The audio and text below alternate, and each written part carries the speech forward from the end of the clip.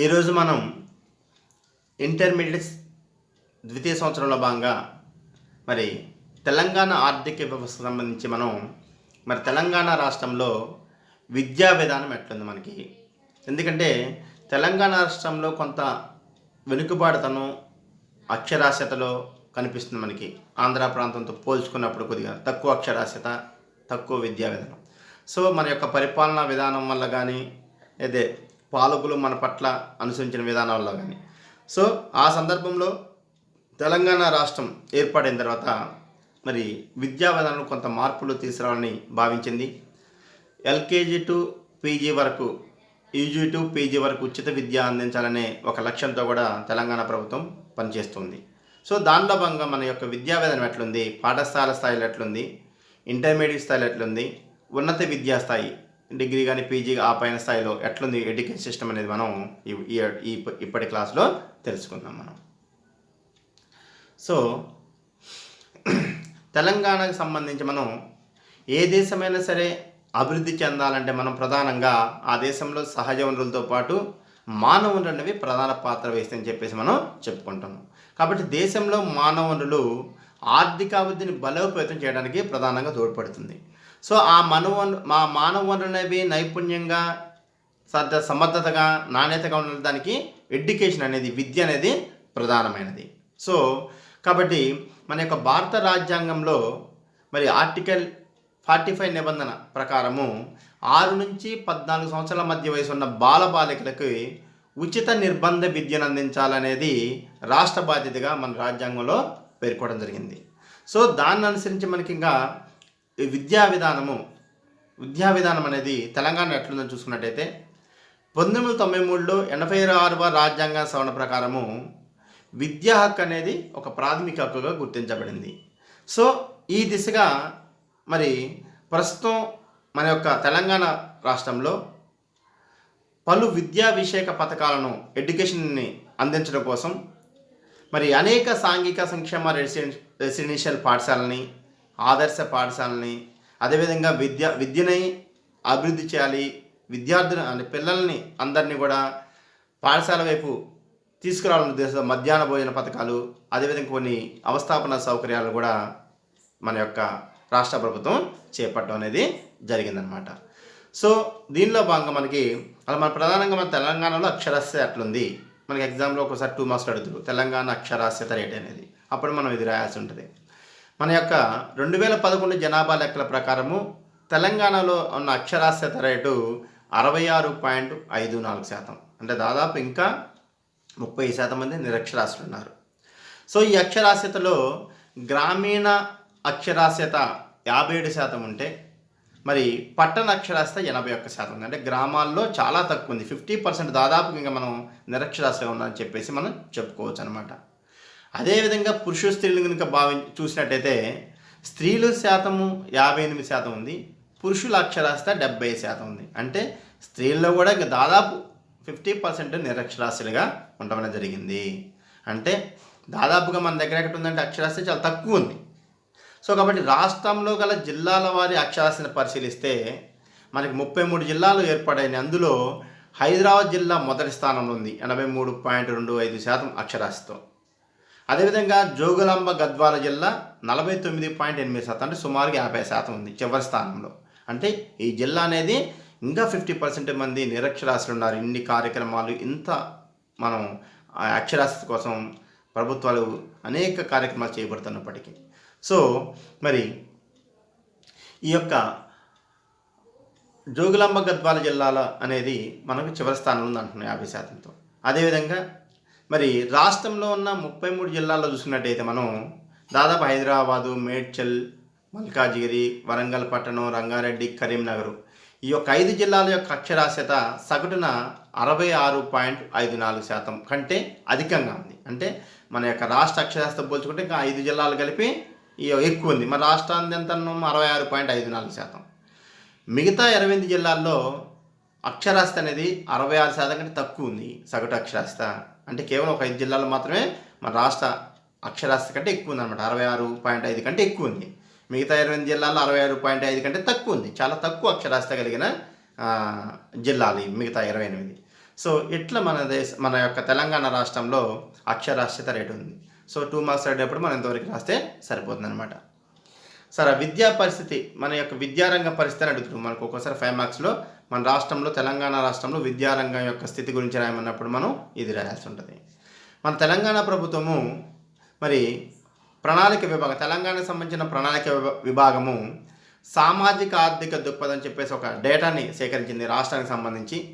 దాని ప్రకారము 2020లో మన యొక్క రాష్ట్రంలో మొత్తం పాఠశాలలు 40,597 పాఠశాలలు ఉన్నాయి. ఇందులో ప్రభుత్వ పాఠశాలలు 26,050 ఉన్నాయి. సాంఘిక సంక్షేమ రెసిడెన్షియల్ సంబంధించిన పాఠశాలలు 3,269 ఉన్నాయి. అదేవిధంగా ఎయిడెడ్ పాఠశాలలు 678. ఇవి కాకుండా ఇంకా ప్రైవేటు పాఠశాలలు, అదేవిధంగా మదర్సాలు, అదేవిధంగా కేంద్ర ప్రభుత్వంతో నడపబడుతున్న పాఠశాలలు ఒక 50 ఉన్నాయి. టోటల్గా మన దగ్గర 40,597 పాఠశాలలు పనిచేస్తున్నాయి మన యొక్క తెలంగాణ రాష్ట్రానికి సంబంధించి. సో కాబట్టి ఇక్కడ ఈ యొక్క పాఠశాలలో మరి ఎన్రోల్మెంట్ ఎట్లుంది, విద్యార్థుల యొక్క నమోదు శాతం ఎట్లుంది చూసుకున్నట్టయితే 2017-18 సంవత్సరంలో అన్ని పాఠశాలలు కలిపి 58.7, అంటే సుమారు దాదాపుగా 59 లక్షల మంది విద్యార్థులు పాఠశాలలో నమోదు చేసుకున్నారు. ఇందులో 53% ప్రైవేటు పాఠశాలలు అయితే 47% ప్రభుత్వ పాఠశాలలు. అంటే ప్రభుత్వ పాఠశాల కంటే ప్రైవేటు పాఠశాలలో నమోదు శాతం అనేది ఎక్కువగా ఉందని చెప్పేసి మనం తెలుసుకోవచ్చు ఈ డేటాని బట్టి. ఇంక దీని తర్వాత మరి స్థూల నమోదు ఎట్లుంది, నిష్పత్తి ఏంటి, గ్రాస్ ఎన్రోల్మెంట్ రేషియో ఏంటి. స్థూల నమోదు అంటే టోటల్గా ఈ స్థూల నమోదు అనేది విశ్వవిద్యాలయాలు కానీ, కళాశాలలు కానీ, పాఠశాల పరంగా విద్యార్థుల నమోదు సంఖ్యను నిర్ణయిస్తుంది టోటల్గా. అంటే ఓన్లీ ఒక స్కూల్లే కాకుండా జూనియర్ కళాశాలలు ఉన్నాయి, అదేవిధంగా యూనివర్సిటీస్ ఉన్నాయి. ఇవన్నీ పరంగా చూసినప్పుడు మరి వాటి యొక్క సంఖ్య రిపోర్ట్ ప్రకారం మనం చూసినట్టయితే ఇంకా చాలా డీటెయిల్స్ ఉంది ఇక్కడ. ఈ యొక్క రిపోర్ట్ 2017-18 ప్రకారం ప్రాథమిక పాఠశాలలో బాలురు 98%, దాదాపు 99%, బాలికలు కూడా దాదాపు 98% కాగా అప్పర్ ప్రైమరీ స్కూల్లో చూసినట్టయితే ఉన్నత ప్రాథమిక పాఠశాలలో 87% బాలురు ఉంటే 88% బాలికల యొక్క నమోదు జరుగుతుంది మన దగ్గర టోటల్గా అన్ని ఈ విశ్వవిద్యాలయాలు కానీ పాఠశాల కానీ సంబంధించి చూసినట్టయితే. ఇంకా విద్యార్థి ఉపాధ్యాయ నిష్పత్తి ఎట్లుంది ఏంటి. విద్యార్థి ఉపాధ్యాయ నిష్పత్తి అంటే ఒక విద్యా సంవత్సరంలో ప్రత్యేక విద్యా స్థాయికి సంబంధించి ఎంతమంది విద్యార్థులకు ఒక ఉపాధ్యాయుడు ఉన్నాడు అనే విషయాన్ని పరిశీలించినప్పుడు ఇది తెలుస్తుంది అన్నమాట. అంటే మొత్తం ఎంతమంది విద్యార్థులు ఉన్నారు, ఆ విద్యార్థులకి ఎంతమంది ఉపాధ్యాయుడు ఉన్నారు, ఎంతమంది విద్యార్థులకి ఎంత ఒక ఉపాధ్యాయుడు ఉన్నది ఆ యొక్క విద్యార్థి ఉపాధ్యాయ నిష్పత్తి తెలియజేస్తుంది. మన రాష్ట్రానికి సంబంధించి చూసినట్టయితే 2018-19 లెక్కల ప్రకారము మరి ప్రతి 17.67 విద్యార్థులకు, అంటే సుమారు 18 మంది అనుకోండి, అంటే ఒక 18 మంది విద్యార్థులకు ఒక ఉపాధ్యాయుడు ఉన్నాడు మన రాష్ట్రంలో. అంటే 18 మంది విద్యార్థులు ఉంటే ఆ 18 మందికి సగటున ఒక ఉపాధ్యాయుడు మన దగ్గర పనిచేస్తాం అనేది జరుగుతుంది ప్రధానంగా. అంటే విద్యాబోధన అందిస్తాడు. ఇట్లా మనకి విద్యార్థి ఉపాధ్యాయ నిష్పత్తి ఉందన్నమాట. సో సరే, మన దగ్గర మొత్తం విద్యా విధానం ఎట్లుంది అంటే మనం చెప్పుకున్నాం 3 రకాలుగా ఉంటుంది. ఒకటి పాఠశాల విద్య, 2 ఇంటర్మీడియట్ విద్య, 3వది ఉన్నత విద్య. సో ఆ పాఠశాల విద్య అనేది ఏ విధంగా ఉంది, ఎన్ని రకాలుగా మనకి ఎడ్యుకేషన్ అందిస్తున్నాం, అదేవిధంగా ఇంటర్మీడియట్ విద్య ఎట్లుంది, ఉన్నత విద్య ఎట్లుంది అని మనం ఇప్పుడు ఒక్కో దాని గురించి తెలుసుకుందాం. పాఠశాల విద్యకి సంబంధించి మనం చూసుకున్నట్టయితే మొదటిగా సమగ్ర శిక్ష అభియాన్ అనేది ఒక ప్రోగ్రాం ద్వారా మనకి మరి ఎడ్యుకేషన్ అనేది అందించడం అనేది జరుగుతుంది. ఇది గతంలో ప్రభుత్వానికి సంబంధించిన పథకాలైన సర్వశిక్ష అభియాన్ SSC అంటాం మనం దాన్ని. అంటే సార్వత్రిక ప్రాథమిక విద్యను అమలుపరుస్తుండగా రాష్ట్ర స్థాయిలో రాష్ట్రీయ మాధ్యమిక శిక్షా అభియాన్ RMCA అనేది పనిచేస్తుంది. అంటే సెకండరీ విద్యలో సామీప్యత కోసం. సో ఇట్లా మనకి ఈ 2 అనేది విలీనం చేసి, రెండింటిని SSC అని RMSA అని విలీనం చేసి మరి పాఠశాల విద్యని సమీకృతంగా చేయాలనే ఉద్దేశంతో సమగ్ర శిక్షణ అభియాన్ అనే దాన్ని మరి ప్రారంభించడం జరిగిందనమాట. అంటే ఏదైతే ఉందో సర్వశిక్ష అభియాన్ని, రాష్ట్రీయ మాధ్యమిక శిక్షా అభియాన్ 2 కలిపి విద్యలో మంచి ప్రమాణాలు, తర్వాత క్వాలిటీని, దాని యొక్క సామీప్యతని పెంచడం కోసం ఈ 2 పథకాలని, కేంద్ర ప్రభుత్వం పథకాలను కలిపేసి సమగ్ర శిక్షా అభియాన్ అనే దాన్ని స్థాపించి దాని ద్వారా ఎడ్యుకేషన్ సిస్టమ్ అనేది మనం అందించడం అనేది జరుగుతుందన్నమాట. ఇది ఒక అంశము. ఇంకా రెండోది కస్తూరిబా గాంధీ బాలికల విద్యాలయం. దీన్ని మన యొక్క 2004-2005లో ఏర్పాటు చేయడం జరిగింది. ఇది యొక్క ప్రధాన ఉద్దేశం ఏంటంటే ఎస్సీ, ఎస్టీ, బీసీ, మైనారిటీ వర్గాలకు సంబంధించిన పిల్లలు ఏదైతే ఉన్నారో వాళ్ళు ఈ యొక్క కస్తూరిబా గాంధీ బాలిక విద్యాలయంలో ఎడ్యుకేషన్ మరి పొందడానికి అర్హులు. ఎట్లా ఏమేమి రావాలంటే 6 నుంచి 7 తరగతుల వారికి ఇది ఉచిత విద్య ఇస్తుంది. ఎవరికి? ఎస్సీ, ఎస్టీ, బీసీ, మైనారిటీ వర్గాలకు. ఇందులో ప్రధానంగా అనాథలు, అదేవిధంగా బడి మానేసిన ఒంటరి తల్లిదండ్రులు కలిగిన విద్యార్థులు, అంటే తల్లి కానీ చనిపోయి కానీ లేదా తండ్రి కానీ చనిపోయి ఒక్కళ్ళే ఉండి, లేదా వాళ్ళు ఏదైనా కారణాల వల్ల విడిపోయి ఒక తల్లితో ఉన్న విద్యార్థులు, తండ్రితో ఉన్న విద్యార్థులు, వాళ్ళు ఇందులో చదువును అభ్యసించడానికి అర్హత ఉందన్నమాట. అదేవిధంగా పేదరిక రేఖకు దిగువన ఉన్నవాళ్ళు ఈ యొక్క కస్తూరిబా గాంధీ బాలిక విద్యాలయంలో అభ్యసించడానికి అర్హులు. అనాథలు ప్రధానంగా, తర్వాత బడి మానేసి మరి సింగిల్ అంటే తల్లి లేదా తండ్రితో ఉన్న విద్యార్థులు, అదేవిధంగా ఏదైతే కనుక పవర్టీ లైన్కు పేదరిక రేఖకు దిగున ఉన్నారో వాళ్ళు ఇందులో అడ్మిషన్ పొందడానికి, చదువును అభ్యసించడానికి అర్హత పొందుంటారు. అయితే ఇది కేంద్రం ప్రధానంగా ఈ యొక్క కేంద్రం ఏర్పాటు చేసిన ఇది విద్యాలయాలు ఇవన్నీ కస్తూరిబా గాంధీ బాలిక విద్యాలయాలు. అయితే ఈ విద్యా సంస్థలకు సంబంధించి 6 నుంచి 7 తరగతులకు మొత్తం ద్రవ్య సాయము కేంద్ర ప్రభుత్వం అందిస్తుంది. అయితే మన తెలంగాణ రాష్ట్ర ప్రభుత్వం ఏం చేసిందంటే దీనికి కేవలం 6-7 తరగతులు కాకుండా మరి వీటిని పెంచింది 10th క్లాస్ వరకు. 10th క్లాస్ వరకు కూడా ఇందులో చదువుకునే వెసులుబాటు కల్పించి మరి వాటికి కావాల్సిన ద్రవ్య సహాయాన్ని, నిధులని రాష్ట్ర ప్రభుత్వం అందించడం అనేది జరుగుతుంది. అయితే 2017-18 నాటికి వీటి సంఖ్య దాదాపు 475 ఉన్నాయి. అంటే ఇప్పుడు అది 10th క్లాస్ వరకు. ఇంతకుముందు ఫస్ట్లో 6-7 తరగతులు మాత్రమే ఉండేది. ఇప్పుడు 9th, 10th క్లాసులు కూడా ఈ సౌకర్యాన్ని కల్పించడం జరిగింది. అయితే రీసెంట్గా చూసినట్టయితే మరి 2020 సంవత్సరంలో ఈ కస్తూరిబా గాంధీ బాలికల విద్యాలయంలో ఇంటర్మీడియట్ని కూడా స్టార్ట్ చేశారు. అంటే 11, 11th, 12th క్లాసులు కూడా అందులో స్టార్ట్ అయ్యాయి. ఇంటర్మీడియట్ విద్యా విధానం మనం చెప్పుకోవాలంటే ఇక్కడ ఇంటర్మీడియట్ విద్యా విధానం కూడా ఈ కస్తూరిబా గాంధీ బాలిక విద్యాలయంలో మొదలుపెట్టడం అనేది ప్రధానంగా జరిగింది గత ఇయర్ నుంచి. ఇది 2020 ఇయర్స్ నుంచి. సో ఇది ఒకటి గుర్తుంచుకోవాలి మనం. కేవలం 10th కాకుండా ఇప్పుడు ఇది ఇంటర్మీడియట్ స్థాయి కూడా దాని యొక్క స్థాయిని పెంచడం అనేది జరిగిందనమాట. సో ఇది ఒక అంశము. దీని తర్వాత ఆదర్శ పాఠశాలలో ఇది మన మోడల్ స్కూల్స్ అంటాం వీటిని. సో ఈ మోడల్ స్కూల్స్ని కూడా ఫస్ట్ కేంద్ర ప్రభుత్వం ఇది ఏర్పాటు చేయడం జరిగింది. ప్రధానంగా విద్యాపరంగా వెనుకబడిన ప్రాంతాలు ఏదైతున్నాయో దాదాపు 6000 బ్లాకుల్లో భారత ప్రభుత్వం ఈ యొక్క మోడల్ స్కూల్స్ని అంటే ఆదర్శ పాఠశాలని ప్రారంభించడం జరిగింది. దాదాపు మన రాష్ట్రంలో 194 మోడల్ స్కూల్స్ ఉన్నాయి. ఇందులో ఇది 2013-14లో స్థాపించడం జరిగిందనమాట. ఇందులో ప్రధానంగా ఏంటంటే ఇంగ్లీష్ మీడియాన్ని అందించాలనే ఉద్దేశంతో ఇంగ్లీష్ మీడియం విద్యా బోధనగా ఈ యొక్క మోడల్ స్కూల్స్ని ఏర్పాటు చేయడం అనేది ప్రధానంగా జరిగిందనమాట. సో అయితే ఏమైందంటే ఈ పథకం రద్దు చేశారు. నెక్స్ట్ వచ్చిన గవర్నమెంట్స్ రద్దు చేయడం జరిగింది. అయితే మన తెలంగాణ ప్రభుత్వం మాత్రం ఏం చేసిందంటే ఈ మోడల్ స్కూల్స్ని అట్లాగే కంటిన్యూ చేసి విద్యార్థులకు మంచి విద్యను అందించాలి అనే ఉద్దేశంతో తెలంగాణ ప్రభుత్వం బాధ్యత తీసుకొని 2015-16 నుంచి వీటికి సంబంధించిన అన్ని రకాల నిధుల్ని మరి తెలంగాణ ప్రభుత్వం అందించడం అనేది జరుగుతుంది. ఇది ఒకటి అనమాట మోడల్ స్కూల్స్ అనేది. సో ఇట్లా మనకి పాఠశాల స్థాయిలో ఇట్లా విద్యా విధానం ఉంది ఇంకోటి. దీంతోపాటు రెండోది ఇంటర్మీడియట్ విద్య. సో ఇంటర్మీడియట్ విద్య అనేది మరి ఇంటర్మీడియట్ విద్యా బోర్డు అనేవి వేస్తుంది. ఇంటర్మీడియట్ ఎడ్యుకేషన్ అనేది ఇక్కడ మనకి మన సెంట్రల్ స్థాయి దీన్ని +1, +2 అంటున్నారు. ఇప్పుడు అంటే 11, 12 తరగతులు. ఇప్పుడు మన దగ్గర ఇంటర్మీడియట్ వ్యవస్థ నడుస్తుంది మన తెలంగాణ రాష్ట్రానికి సంబంధించి కానీ లేదా ఆంధ్ర ప్రాంతానికి సంబంధించి కానీ. అయితే ఇది ఇక్కడ ఈ యొక్క ఇంటర్మీడియట్ వ్యవస్థలో దాదాపు 2558 జూనియర్ కళాశాలలు పనిచేస్తున్నాయి. అంటే జనరల్ గ్రూప్స్ ఉన్నాయి. ఇక్కడ వొకేషనల్ HEC, MPSC, CEC తర్వాత ఎంఈసీ, బైపీసీలు, అదేవిధంగా వొకేషనల్ కోర్సులు కూడా ఉన్నాయి మన దగ్గర ఈ యొక్క జూనియర్ కళాశాలలో. సో ఈ 2558 జూనియర్ కళాశాలలో దాదాపు 7.18 లక్షల మంది విద్యను అభ్యసించడం అనేది ప్రధానంగా జరుగుతుందన్నమాట.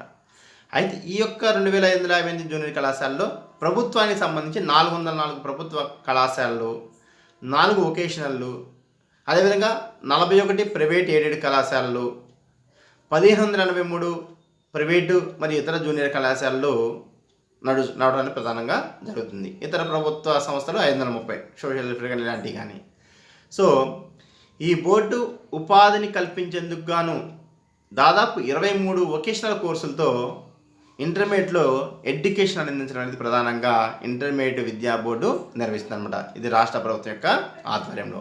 ఇట్లా మనకి పాఠశాల విద్యతో పాటు ఇంటర్మీడియట్ ఎడ్యుకేషన్ అనేది కూడా మన దగ్గర కొనసాగడం అనేది ప్రధానంగా జరుగుతుంది. ఇట్లా ఇదొక అంశము. మనకి ఒక్కోసారి 2 మార్క్స్ అడిగినప్పుడు ఇంటర్మీడియట్ విద్యా విధానం అంటే ఈ కొంచెం రాస్తే సరిపోతుంది అనమాట 2 మార్క్స్ కింద.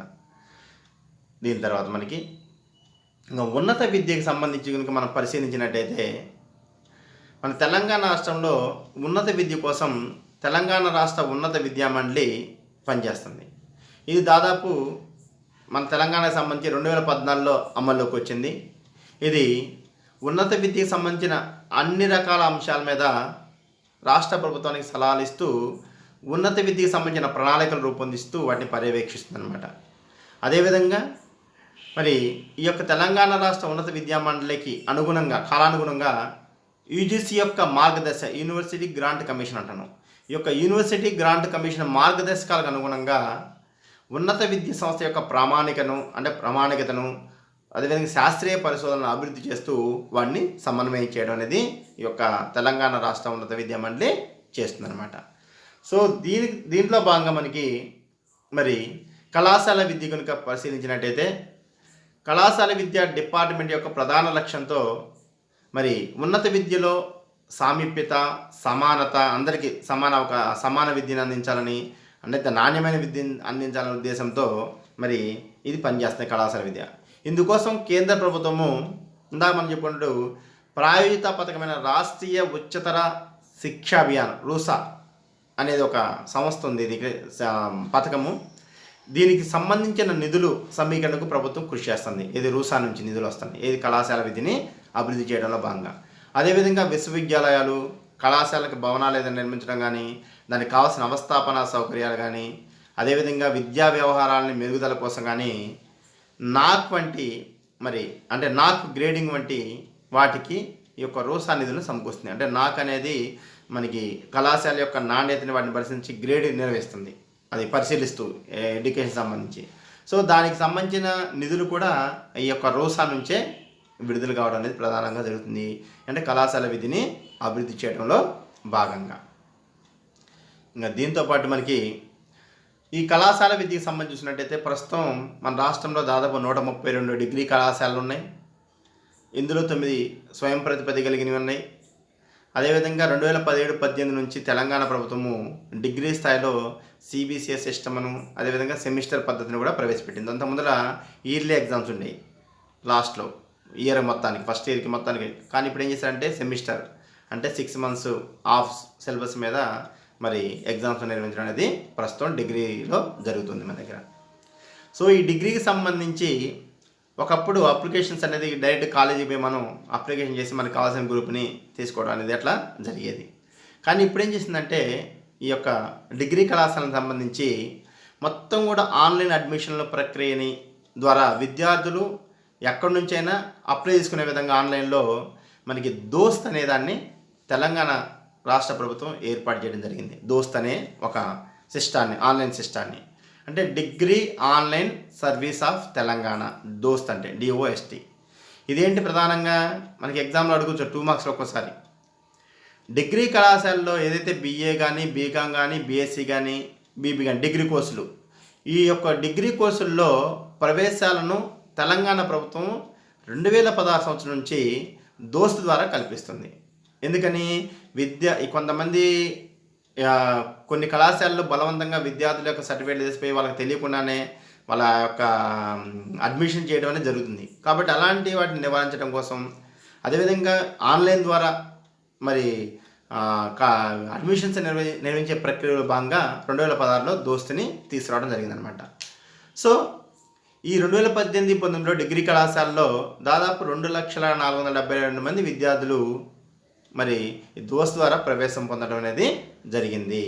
ఇందులో దాదాపు గవర్నమెంట్ డిగ్రీ కళాశాలలో 42,688 మంది విద్యార్థులు డిగ్రీని ప్రభుత్వ కళాశాలలో అభ్యసించడానికి దోస్త్ ద్వారా అడ్మిషన్ పొంది ఉండటం అనేది జరిగిందనమాట. సో ఇదొక తెలంగాణ రాష్ట్ర ప్రభుత్వం ప్రవేశపెట్టిన ఒక కొత్త విధానము దోస్త్ అనేది. సో ఇది ఒక అంశము. దీంతో పాటు ఎడ్యుకేషన్ సంబంధించి మరి సాంకేతిక విద్య, టెక్నికల్ ఎడ్యుకేషన్ సంబంధించి ఏమున్నాయంటే మనకి పాలిటెక్నిక్, వొకేషనల్ కోర్సులను ఈ యొక్క సాంకేతిక విద్య డైరెక్టర్ పర్యవేక్షిస్తుంది. ఇందులో కూడా ప్రభుత్వం ఉన్నాయి, ప్రైవేట్ ఉన్నాయి, అదే ఎయిడెడ్ కళాశాలలు కూడా ఈ యొక్క టెక్నికల్ ఎడ్యుకేషన్లో పాలు పంచుకుంటున్నాయి. సో ఈ యొక్క విద్యా బోధన మొత్తానికి సంబంధించి సాంకేతిక విద్యా డైరెక్టర్ ఆధ్వర్యంలో నడుస్తుంది. మన యొక్క రాష్ట్రంలో దాదాపు 820 డిగ్రీకి సంబంధించిన డిప్లొమా కళాశాలలు ఉన్నాయి. దాదాపు ఇందులో 136,805 మంది విద్యార్థులతో ఈ యొక్క టెక్నికల్ ఎడ్యుకేషన్ అనేది కొనసాగుతుంది అన్నమాట. అంటే ఇది జనరల్ ఎడ్యుకేషన్ ఉంది మన దగ్గర, వొకేషనల్ ఎడ్యుకేషన్స్ కూడా కొనసాగుతున్నాయి అన్నమాట. ఇంకా వీటితో పాటు మనకి మరి ఎస్సీ, ఎస్టీ, బీసీ, మైనారిటీ, వికలాంగుల బాలబాలికలకు వాళ్ళ యొక్క దగ్గర ప్రాంతంలో విద్యా సంస్థలు ఏర్పాటు చేసి సమాజంలో వెనుకబడిన వర్గాలకు కూడా సమానత్వాన్ని సాధించాలనే ఉద్దేశంతో ప్రభుత్వము సాంఘిక సంక్షేమ విద్యా సంస్థలను కూడా ఏర్పాటు చేయడం జరిగిందనమాట. ఈ యొక్క సాంఘిక సంక్షేమ సంస్థలు రెసిడెన్స్ రూపంలో, అంటే విద్యార్థులు ఏంటి ఇంకా అక్కడే ఉంటారు, అక్కడే చదువుకుంటారు, వాళ్ళకి భోజనం ఉచితంగా అన్నీ కూడా ఉచిత హాస్టల్ వసతితో పాటు పాఠ్యపుస్తకాలు, బుక్స్, వైద్య సౌకర్యం అన్నీ కూడా ఫ్రీగా అందించాలి. ఏదైతే ఎస్సీ, ఎస్టీ, బీసీ, మైనారిటీ వర్గాల వాళ్ళు ఉన్నారో, తర్వాత వికలాంగ బాలబాలికలు ఉన్నారో వాళ్ళు ఎడ్యుకేషన్ ఇంప్రూవ్మెంట్ చేయాలనే ఉద్దేశంతో సాంఘిక సంక్షేమ విద్యా సంస్థను కూడా ప్రభుత్వాలు ఏర్పాటు చేయడం జరిగింది. సో ఆ సాంఘిక సంక్షేమ విద్యా సంస్థలు ఏమేంటి అనేది మనం ఇప్పుడు ఒక్కొక్క దాని గురించి తెలుసుకుందాం. సో అందులో భాగంగా ఒకటి మనకి షెడ్యూల్ కులాల రెసిడెన్షియల్ పాఠశాలలు, అంటే ప్రధానంగా ఎస్ఐకి సంబంధించి వాళ్ళకి ప్రత్యేకమైన ఒక గురుకుల పాఠశాలలో ఏర్పాటు చేసింది జరిగింది ప్రభుత్వం. వాటిని మనం TSWREIS అంటున్నాం. ఈ తెలంగాణ రాష్ట్రంలో దాదాపు 269 ఈ యొక్క సోషల్ అంటే షెడ్యూల్ కులాల రెసిడెన్షియల్ పాఠశాలలు ఉన్నాయి, విద్యా సంస్థలు. ఇందులో దాదాపు ఈ 269లో కేవలం బాలికలకు సంబంధించి గర్ల్స్కి సంబంధించి 175 ఉన్నాయి. మరి ఇక్కడ 5వ తరగతి నుండి డిగ్రీ వరకు ఈ యొక్క షెడ్యూల్ కులాలకు సంబంధించిన విద్యార్థులకు ప్రవేశానికి కల్పిస్తారు ఈ యొక్క TSWREISలో. ప్రస్తుతం మన దగ్గర ఇక్కడ 268 విద్యా సంస్థలు ఉండగా, అంటే ఇందులో 134 తెలంగాణ రాష్ట్ర ప్రభుత్వం ఏర్పడిన తర్వాత ప్రారంభించబడింది. అంటే తెలంగాణ ప్రభుత్వము మరి ఎస్సీ ఏదైతే వరకు ఉందో షెడ్యూల్ కులాలు వాళ్ళకి మంచి విద్యను అందించాలనే ఉద్దేశంతో వాళ్ళకి ఇంకా అదనంగా ఒక 134 సోషల్ అంటే ఈ యొక్క షెడ్యూల్ కులాల రెసిడెన్షియల్ స్కూల్స్ని ప్రభుత్వం ఏర్పాటు చేస్తూ విద్యను అందిస్తుంది అనమాట. అందులో వాళ్ళకి అన్ని రకాల సౌకర్యాలు, అన్ని బెడ్స్ కానీ, మంచి హాస్టల్ వసతి కానీ, మంచి ఫుడ్ ఉంటుంది, బట్టలు, బుక్స్ అన్నీ కూడా గవర్నమెంటే చూసుకుంటుంది అనమాట ఆ యొక్క దానికి సంబంధించి. ఇది ఎస్సీకి సంబంధించి. ఇంకా దాంతోపాటు మరి ఎస్టీలకు సంబంధించి అంటే షెడ్యూల్ తెగలకు సంబంధించి కూడా కొన్ని ప్రత్యేకమైన రెసిడెన్షియల్ పాఠశాలలు ఉన్నాయి మన రాష్ట్రానికి సంబంధించి. అందులో ఒకటి తెలంగాణ గిరిజన సంక్షేమ రెసిడెన్షియల్ విద్యా సంస్థలు, వీటిని TTWREIS అంటాం, గురుకులాలు కూడా అంటున్నాం మనం. ఇవి మన రాష్ట్రంలో దాదాపు 175 ఉన్నాయి. ఇందులోనేమో 153 రెసిడెన్షియల్ పాఠశాలలు ఉన్నాయి, 22 ఏమో జూనియర్ కళాశాలలు ఉన్నాయి. ఇందులో బాలురికి బాలికలు కూడా ప్రత్యేకంగా ఉన్నాయి. అదేవిధంగా ఇక్కడ ప్రధాన ఇంగ్లీష్ మీడియం బోధనతో కొనసాగుతుంది ఇది ట్రైబల్ వెల్ఫేర్లో కూడా. దాదాపు 52,000 మంది విద్యార్థులు ఈ యొక్క గిరిజన సంక్షేమ రెసిడెన్స్ విద్యా సంస్థల ద్వారా విద్యని అభ్యసించడం అనేది జరుగుతుందన్నమాట. ఇంకా వీళ్ళ కోసం ఎస్టీ సంబంధించి విద్యార్థుల కోసం, వెనుకబడిన విద్యార్థుల కోసం ఇంకా వాటితో పాటు ఆశ్రమ పాఠశాలలు కూడా మరి ఏర్పాటు చేయడం జరిగింది. సో ఇందులో కూడా ప్రధానంగా ఎస్టీ పిల్లలకి ఉచితంగా విద్య, హాస్టల్ వ్యవస్థ అందించడం జరుగుతుంది. ఇవి మనకి ఆశ్రమ పాఠశాలలు మన రాష్ట్రంలో దాదాపు 321 ఆశ్రమ పాఠశాలలు ఉంటే ఇందులో దాదాపు 92,000 మంది ఎడ్యుకేషన్ అంటే విద్యనే అభ్యసించడం అనేది ప్రధానంగా జరుగుతుంది.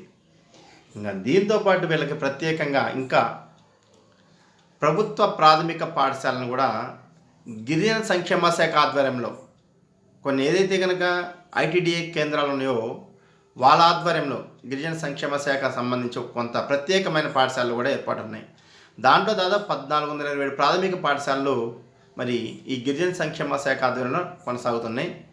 దాదాపు 1 నుంచి 5వ తరగతి వరకు ఇందులో 22,000 మంది విద్యార్థులు డే స్కాలర్స్గా విద్యను అభ్యసించడం అనేది ప్రధానంగా జరుగుతుంది. అంటే ఇక్కడ ఎస్సీలకి సంబంధించి ప్రత్యేకంగా కొన్ని రెసిడెన్స్ పాఠశాలలు ఏర్పాటు చేయడం జరిగింది.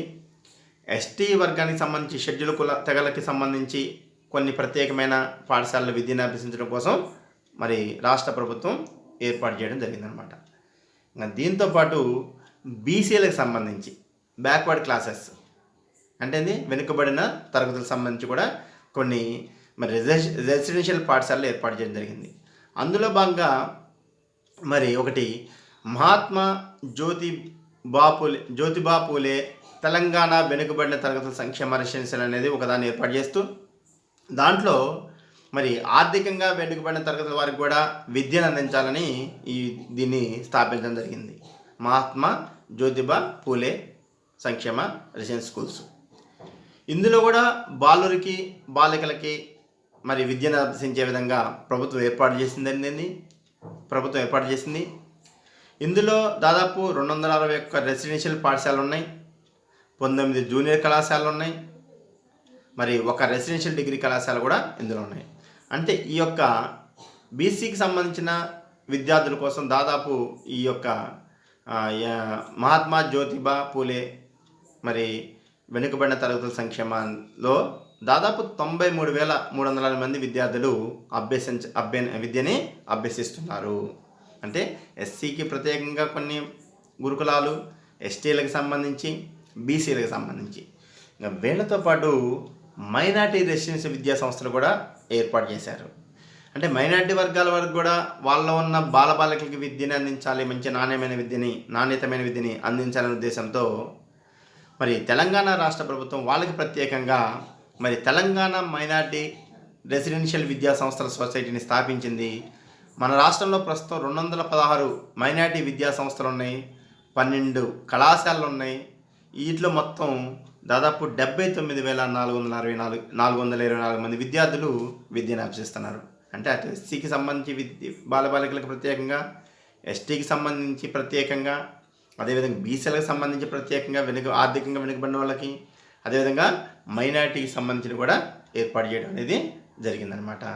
సో ఇట్లా మన యొక్క రాష్ట్రంలో, తెలంగాణ రాష్ట్రము ఎడ్యుకేషన్ సిస్టంలో ప్రధానంగా తెలంగాణ రాష్ట్రాన్ని అక్షరాస్యతలో మరి విద్యలో ముందుకు తీసుకెళ్ళాలి, మరి దాదాపు 100% అక్షరాస్యతని సాధించే దిశలో భాగంగా మరి అనేక వర్గాల వారికి ప్రత్యేకంగా మరి హాస్టల్ వసతితో పాటు మరి ఉచితని విద్యతో పాటు వాళ్ళకి కావలసిన కొన్ని ప్రత్యేకమైన శిక్షణ కార్యక్రమాలకు నిర్వహిస్తూ మరి యువతని అంటే నేటి విద్యార్థులు రేపటి మనకి భావి పౌరులుగా తీర్చిదిద్దే క్రమంలో మరి మానవ వనరుల్ని అభివృద్ధి చేసే క్రమంలో విద్య మీద అనేక రకాలుగా ప్రభుత్వము మరి ఖర్చు చేస్తూ విద్యని అభివృద్ధి చేయాలని చెప్పేసి తెలంగాణ రాష్ట్ర ప్రభుత్వం భావించడం జరుగుతుంది.